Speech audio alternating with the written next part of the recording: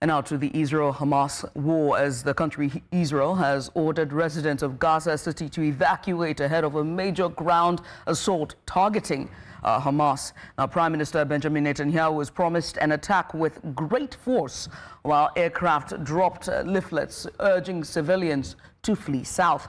But residents like Khalid Kuwata says there's nowhere else and nowhere safe as families escape through rubble-strewn streets.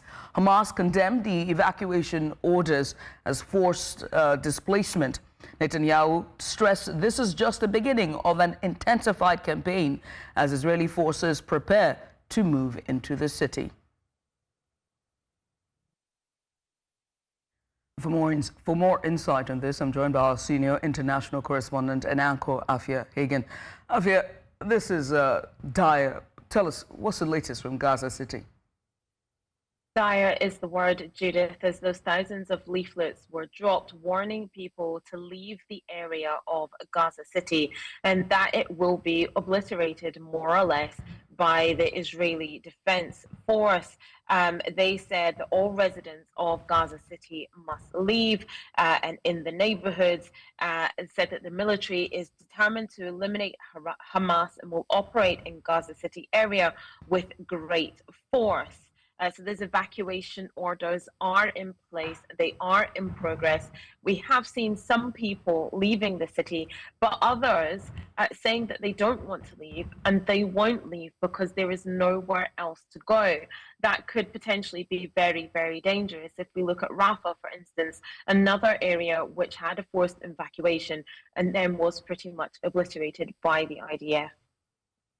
And speaking of the IDF, how are they reacting to this directive? And most importantly, how are they reacting to the persons in Gaza City saying they cannot flee, there's nowhere to go, and there's nowhere safe? Well, the Israeli Defense Force, the IDF, insisting that people should leave the area because they obviously know what's coming. Several world leaders have condemned this plan, however, saying that there is nowhere for people to go and also that this will exacerbate the humanitarian disaster that is unfolding in Gaza, people not being able to access food and medicine, and of course knowing that this will lead to more killing as well. And like I said, residents in Gaza are caught between literally a rock and a hard place.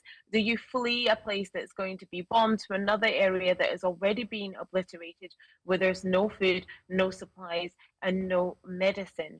It just seems like the IDF want to go ahead with their plan, which is to completely raze Gaza City to the ground. That's what they said they will do if Hamas does not give up the hostages and if Hamas continues fighting against Israel in this war.